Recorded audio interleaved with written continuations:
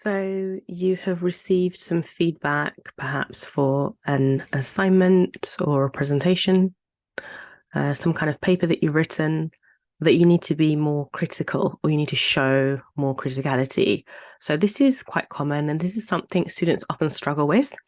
In terms of criticality, yes, it's true that there are questions that you need to ask. So if you're trying to read critically or write critically or demonstrate any kind of criticality, you're often told, ask questions.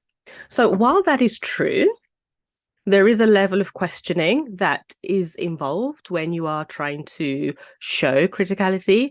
That is not the be and end all of everything. So yes, questioning and asking questions about a certain topic, of course, is kind of the fundamental part of starting to get critical.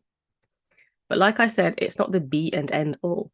So really, it depends on, one, the kind of questions you ask, two, how relevant those questions that you're asking are to, and here we go, here's the actual really important part. How relevant are the questions that you're asking to the actual merit or value of the concept? So let me simplify that. So for example, questions obviously have different levels. You can ask a question which technically either answers itself or really doesn't give us any more information that we need. To also think of the concept of a spectrum where you have passive and then you have more critical thought. So when you receive information, you've obviously got like two options, really. You can either just accept whatever you're told as absolute truth, and that is, you're happy with that. And of course, that's in the sense of being passive, a passive thinker.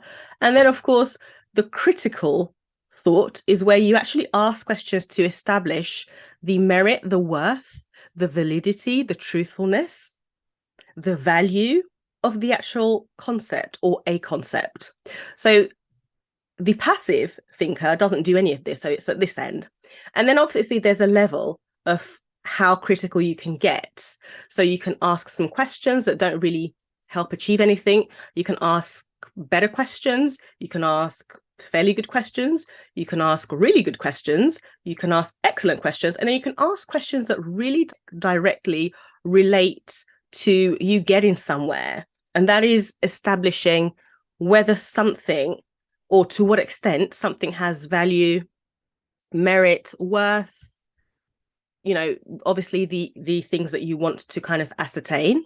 So the example I want to give you, my neighbor said to me, Nafisa, I am going to give you £1,000 every week for the rest of your life.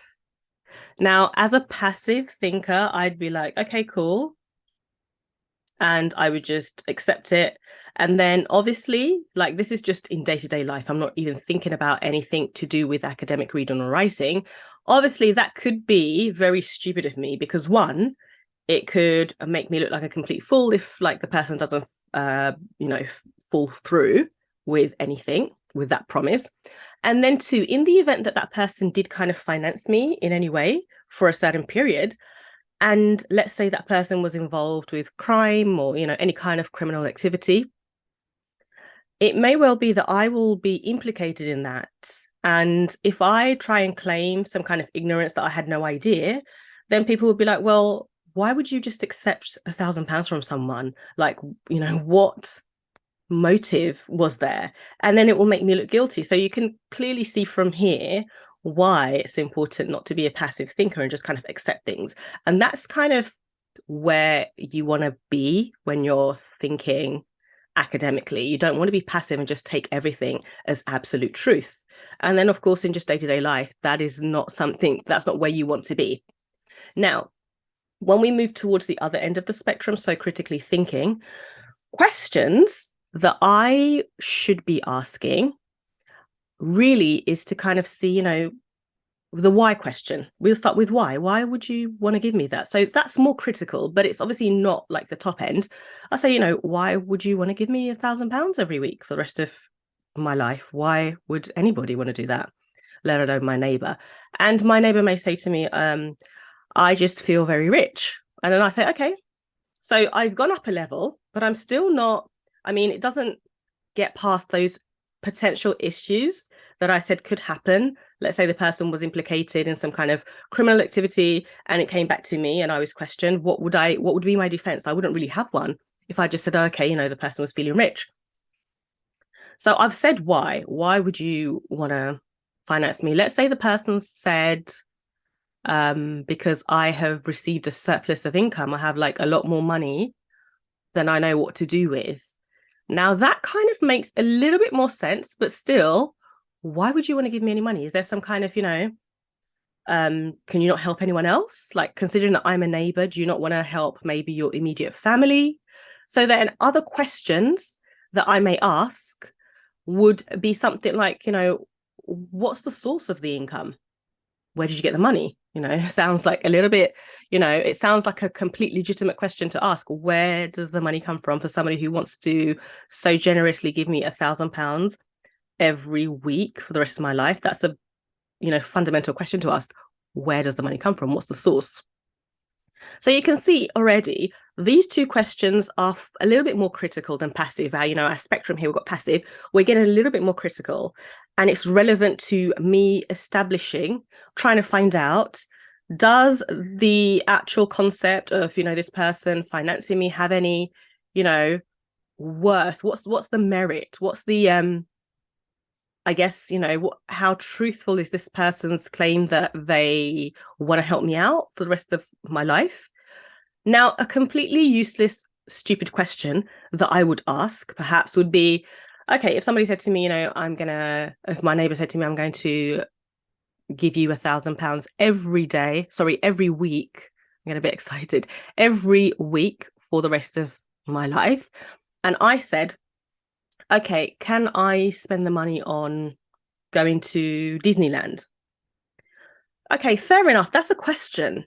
Okay. But it doesn't really establish anything. It doesn't establish whether the person has a legitimate reason to want to finance me as their neighbor. It also doesn't tell me anything about where the money comes from. Is it clean money? Is it dirty money? And here I am just thinking, can I use the money to go to Disneyland? Can I use the money to perhaps do any kind of cosmetic procedure?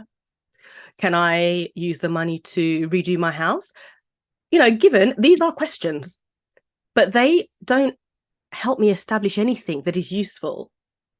So this is where I want you to see it's not about questioning, because given you can ask questions, but some of these questions, they're just like useless in the sense they don't really achieve anything. They don't establish anything. So this is where you need to be at when you're thinking passively. Yes, you need to ask questions to be critical, but the questions need to be relevant and they need to help you establish the validity, the worthiness, the truthfulness of the concept. Now, these are just guidelines. Of course, you can get more technical and you can get far more intricate with these, but these are just guidelines of getting more critical. So let's go back to questions that are more critical. So we're coming up a little bit more from the passive spectrum towards more of the criticality. And questions that you should be asking, or I should be asking, in regard to being given £1,000 a week for the rest of my life, should be things, of course, along the lines of the sources. Now, the person may say, I won the lottery and I received 100 million, which is, way too much. Obviously, says nobody ever complains about having too much money. But let's just say this person says, I've got a surplus of money, 100 million. I don't know what I could do. Okay, that's a bit more legitimate. Then I can understand. It makes sense. Somebody who's won the lottery, they might be wanting to help out people they know. So then the next question that should be a little bit more getting to be more on the criticality end would be, okay, why do you want to help me? Why? I mean, it's very generous. Why would you want to help me? Fair enough. You've got a surplus of money. Maybe you could donate it to a hospital, some kind of charity. And then my neighbor says, well, actually, you know what? I just think you're a really good neighbor. You've been really good to me for these years. And I feel that, maybe you could, do something with the money, maybe do up your house or something that you want to do. Again, it makes more sense. And if somebody said that to me in real life, I'd be quite, I'm sure I'd be happy. I mean, it's not happened, but I think if somebody said to me, I won the lottery, I think you're a good neighbor, and I kind of just want to just help out all my neighbors, so not just you, I'd think, okay, well, maybe there's some merit to this. Think of then other questions. Again, remember, we're talking about the relevance. So questions that help us ascertain the actual validity, the merit of this concept. So then a question that I would ask would be, another question I would ask would be, are there any conditions? So, okay, fine, you're willing to give me £1,000 a month. Are there any conditions? Do you want me to do anything? Do you want me to do you want anything from me? I think that's a very valid question to ask. And then the person says no, it really is something that I just want to do for the good of just being a good neighbor. So again, we're getting more critical. Now, if I want to be really critical, I think I'm going to think more like, okay, what's the legal implications? I would ask perhaps the fact that, okay, the money's claimed to have come from sources lottery, a lottery win. Person wants to help me because they consider me to be a nice neighbor, and there are no conditions attached. So these are the primary questions which are related, but then we're going to go deeper in. Critically thinking, getting more critical, we're going to look and see, okay, where's the evidence that the money comes from lottery? Are you going to really take somebody's word that they won £100 million and they just want to give you £1,000? What if the person wants to hide some dirty money that comes from, proceeds of crime? So there's questioning there that needs to be done. So you can see that question leads into another web of questions, and all of these are relevant to that actual point.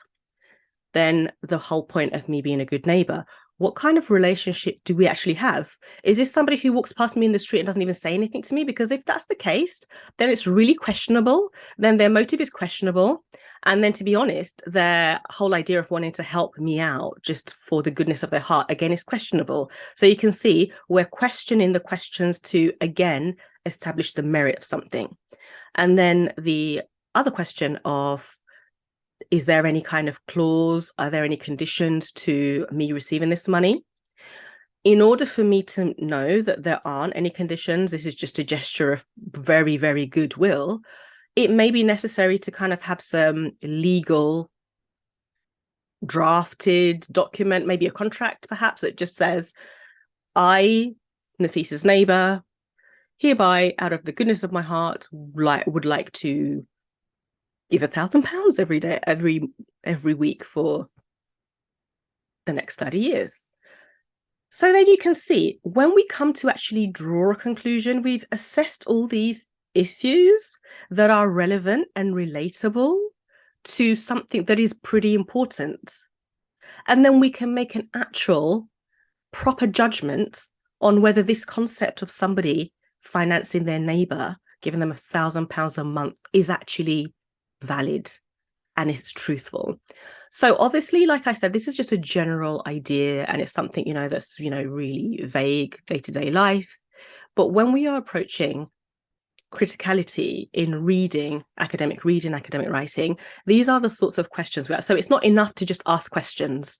Asking questions, like I said, is the foundation, but the questions need to be relevant and they need to be relatable to what you're trying to establish. It's no good me if somebody says to me, I'm going to finance you and pay £1,000 every week for the next 30 years. No good me saying, okay, can I use this money to get a new bathroom or get a new kitchen? Because those questions, yes, given their questions, they don't help me establish the things that the other questions that we looked at will help me to make a proper, valid judgment on the actual merit of the whole concept of somebody giving their neighbour £1,000 a month for the next 35 years. So I hope that's given you an insight into the kind of things that you need to do or the more of the questions that you need to frame to, get more critical. And remember, it's more of a spectrum. We have the passive thinker who just accepts everything. And, imagine that person, the kind of people they are, or the kind of person that is someone who just is told everything, and I think I'm not going to get into this right now, but I think a really good example of this is people who believe or do not believe whether man ever went to the moon. There are people who think, okay, fine, this is science. There's video footage, so therefore people went to the moon. And then there are people who completely reject the concept and actually say, well, hang on a second. If somebody did go to the moon, how comes we on Earth were able to hear them, even though space is a vacuum and potentially you can't hear anything? That's a very valid question, and to me that shows an extremely high level of intellect for people to be able to actually critique the whole concept of somebody landing on the moon. So that's just one concept, and like I said, with academic reading and writing, it's the same. And whenever I look at a student's work, any kind of paper or anything, and you read something that really goes along those lines of questioning, it is a far more engaging read. And of course, those are the kind of papers or assignments that get the top marks that the student always ask me. A paper that is just descriptive, tells me exactly everything that I already know, doesn't do anything for me. And descriptive papers just do not cut the top marks. I hope that has helped you, and definitely we'll be looking in more detail specifically at strategies for actual criticality in academic reading, academic writing, for example, what critically evaluate means, what critically assess means, what critically discuss means. So please be sure to like this video so I know to make those videos to come. And if you aren't already subscribed, please do, and you'll